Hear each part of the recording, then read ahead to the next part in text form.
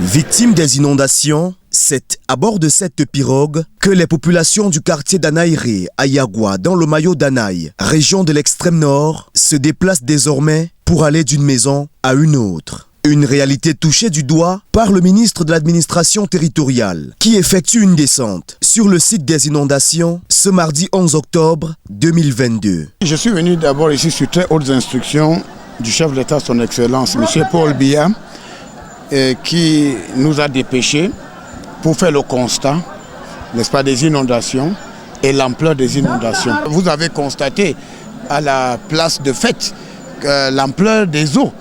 Et alors pourtant, ça fait environ une semaine, il ne pleut pas, mais les eaux sont encore visibles.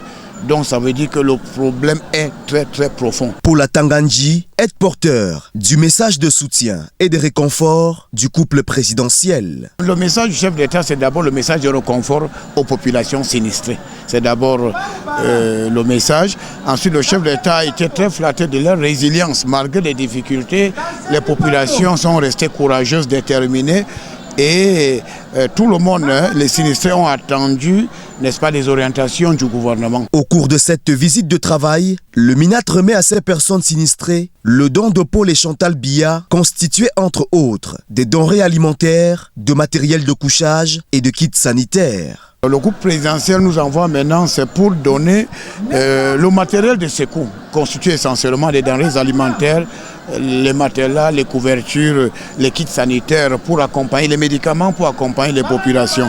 Et ensuite, le chef de l'État, dans le cas d'espèce, a demandé une étude profonde, n'est-ce pas, des causes des inondations et des mesures appropriées à prendre pour juguler ce problème, n'est-ce pas, avec des perspectives d'avenir pour des préventions. Plusieurs sites de recasement ont été aménagés pour accueillir ces personnes devenues sans abri à la suite de ces inondations.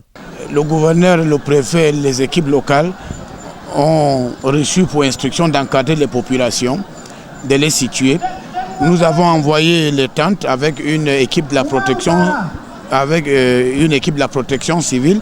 Et cette équipe-là est là sur place depuis avec le gouverneur pour encadrer les populations. L'assistance humanitaire du chef de l'État et son épouse est reçue avec joie par ces populations en situation de détresse. Elles sont reconnaissantes et l'expriment. On leur dit grand merci pour leur aide.